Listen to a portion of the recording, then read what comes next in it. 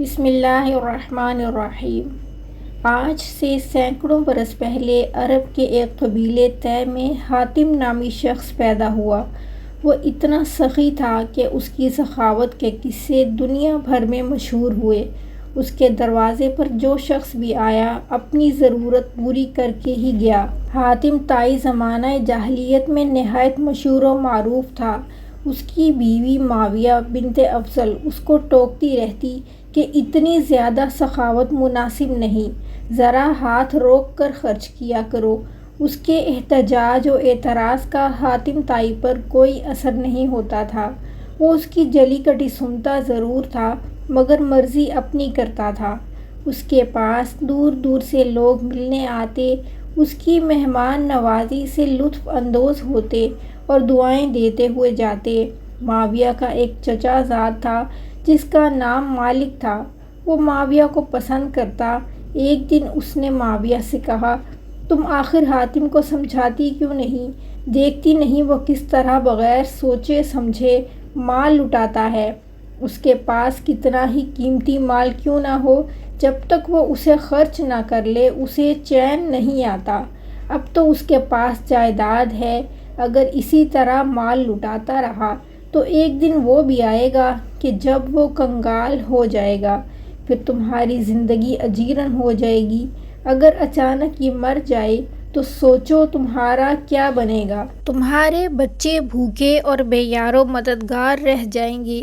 معاویہ نے مالک کی بات کو سراہا اور کہنے لگی، تم واقعی میرے خیر خواہ ہو، مگر میں کیا ہی کر سکتی ہوں؟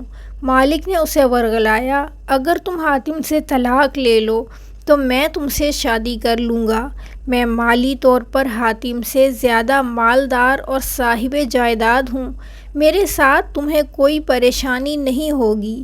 یہ اسلام سے پہلے کا دور تھا۔ اس دور میں عورتوں کا اپنے شوہر سے طلاق لینے کا طریقہ یہ تھا کہ عورت جانوروں کے بالوں سے بنے خیمے میں بیٹھ جاتی۔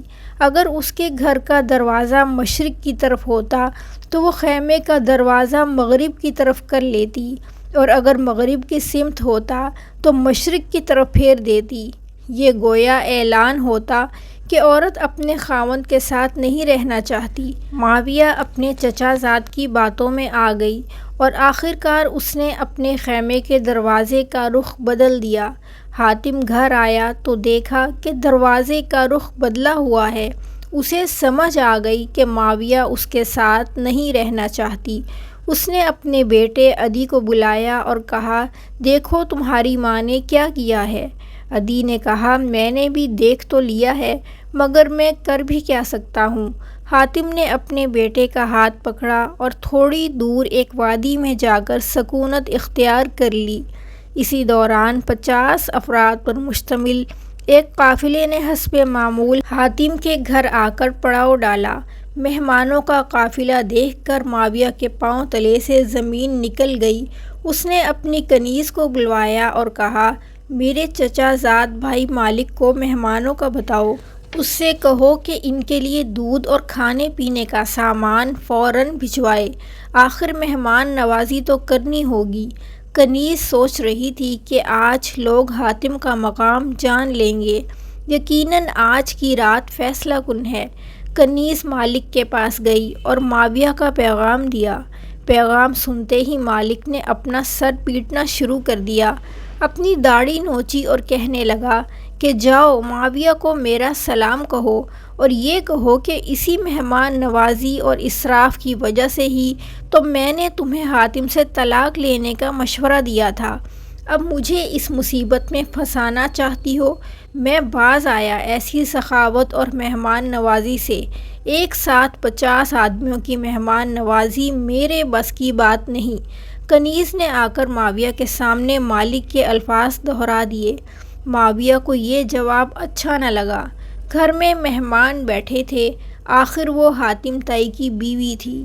اس کے گھر میں ہر وقت مہمانوں کا میلہ لگا ہوتا تھا۔ اس نے اپنی کنیز سے کہا کہ جاؤ، حاتم طائی اتنا دور نہیں، قریب ہی وادی میں ٹھہرا ہوا ہے، اسے بتاؤ تمہارے گھر میں مہمان بھوکے پیاسے بیٹھے ہیں، ان کے کھانے کا بندوبست کرو۔ کنیز بھاگتی ہوئی وادی کی طرف گئی، دور سے حاتم طائی کو پکارا، مہمانوں کی خبر دی۔ اس نے کہا، اہلاً و سہلاً، مرحبا، مہمانوں کو خوش آمدید۔ وہ بھاگتا ہوا اونٹوں کے پاڑے میں آیا، 2 اونٹ کھول کر خیمے کے پاس لایا اور ان کی پچھلی ٹانگوں کے گھٹنے کاٹ ڈالے۔ اس دور میں ذبح کرنے کا یہی طریقہ تھا۔ معاویہ نے دیکھا تو زور زور سے چلانے لگی کہ یہ تم کیا کر رہے ہو؟ میں نے اسی وجہ سے تو تم سے جدائی اختیار کی تھی۔ یہ اونٹ میری اولاد کے لیے چھوڑ دو، مہمانوں کی خدمت کسی اور طریقے سے بھی ہو سکتی ہے۔ حاتم طائی نے جواب دیا، معاویہ، جس ذات نے ان مہمانوں کو، تیری اولاد کو اور ساری مخلوق کو پیدا کیا ہے، وہی ان کا روزی رساں بھی ہے۔ تمہیں فکر کرنے کی ضرورت نہیں۔ حاتم طائی کے دور میں ایک بادشاہ نوفل حکومت کرتا تھا۔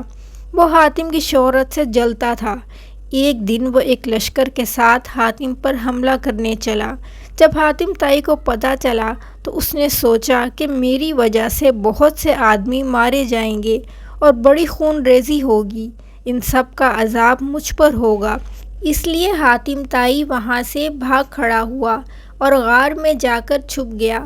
جب حاتم کے غائب ہونے کی اطلاع نوفل کو ملی تو اس نے حاتم کی تمام جائیداد اور اس کے قیمتی گھوڑے قبضے میں لے لیے۔ اس نے یہ اعلان بھی کر دیا کہ جو شخص حاتم کو گرفتار کر کے میرے پاس لائے گا اسے منہ مانگا انعام دیا جائے گا۔ یہ اعلان سن کر لالچی لوگوں نے اپنی قسمت آزمانے کا فیصلہ کیا اور حاتم کی تلاش شروع کر دی، لیکن وہ سب ناکام رہے۔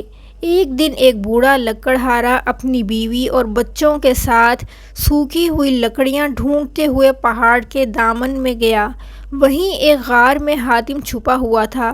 بڑھیا بولی، کاش حاتم طائی ہمارے ہاتھ لگ جائے تو اس بڑھاپے میں ہمیں لکڑیاں ڈھونڈنا نہ پڑیں، بلکہ بادشاہ سے بہت سا انعام و اکرام لے کر آئندہ آرام کی زندگی بسر کریں۔ اتنی سخت محنت سے جان چھوٹ جائے۔ بوڑھے نے کہا، کیسی باتیں کرتی ہو؟ ہماری قسمت میں آرام کہاں؟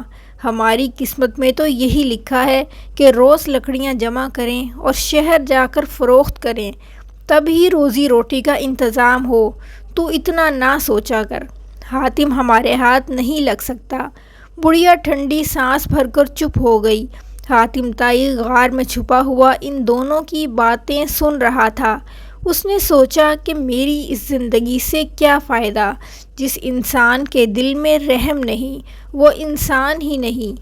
حاتم غار سے باہر آ گیا اور بوڑھے لکڑہارے اور بڑھیا سے مخاطب ہو کر بولا، تم لوگ مجھے نوفل بادشاہ کے پاس لے چلو اور اپنا انعام پاؤ تاکہ تمہاری آئندہ زندگی آرام سے گزرے۔ بوڑھے لکڑہارے نے کہا، ہم ایسا ہرگز نہیں کر سکتے، نہ جانے بادشاہ تمہارے ساتھ کیسا سلوک کرے۔ اگر اس نے تم کو جان سے مار ڈالا تو یہ گناہ ہمارے حساب میں لکھا جائے گا، ہم ایسا نہیں کر سکتے۔ حاتم نے کہا، تم لوگ ایسا نہیں کر سکتے تو میں بادشاہ کے پاس جاتا ہوں، وہاں جا کر کہوں گا کہ مجھے گرفتار کر لو اور ان دونوں نے مجھے تلاش کیا ہے، انہیں انعام دو۔ بوڑھا لکڑہارا یہ سن کر ہنسا اور حاتم طائی سے بولا، یہ تو بھلائی کے بدلے برائی ہے۔ باتیں ہو رہی تھیں کہ کچھ لوگ جمع ہو گئے۔ ان سب نے انعام کے لالچ میں حاتم کو گھیر لیا اور اسے لے کر نوفل کے دربار میں پہنچ گئے۔ وہاں کہا، ہم نے حاتم کو تلاش کیا، اس لیے ہمیں انعام دیا جائے۔ ان لوگوں کے ساتھ بوڑھا لکڑہارا اور بڑھیا بھی تھی۔ بادشاہ کے دربار میں پہنچے اور ایک کونے میں خاموش کھڑے ہو گئے۔ حاتم نے بادشاہ سے کہا، اے بادشاہ، یہ سب جھوٹے ہیں، مجھے تو اس کونے میں کھڑے ہوئے بوڑھے اور بڑھیا دونوں نے تلاش کیا ہے۔ نوفل بادشاہ نے بوڑھے لکڑہارے کو اپنے قریب بلایا اور پوچھا، کیا حاتم سچ بول رہا ہے؟ بوڑھے لکڑہارے نے تمام واقعہ سچ سچ بیان کر دیا اور بادشاہ کو بتایا، حاتم صرف ہماری مدد کی خاطر اپنے آپ کو گرفتار کرانے آیا ہے۔ نوفل بادشاہ حاتم کی جرأت اور ہمت پر بہت حیران ہوا اور بولا، اے حاتم، تو واقعی بہت سخی آدمی ہے، تیری سخاوت کے چرچے غلط نہیں۔ میں تجھ سے واقعی دوستی کرنا چاہتا ہوں کہ تو اپنی جان کی پرواہ کیے بغیر بوڑھے لکڑہارے کی مدد کرنے کے لیے تیار ہو گیا۔ نوفل نے بوڑھے لکڑہارے کو بہت سا انعام و اکرام دے کر رخصت کیا اور حاتم کو کئی دن تک شاہی مہمان بنا کر رکھا اور پھر عزت کے ساتھ رخصت کیا۔ ناظرین، مزید اسلامی واقعات کے لیے ہمارے چینل کو سبسکرائب کیجیے۔ اللہ ہم سب کا حامی و ناصر ہو۔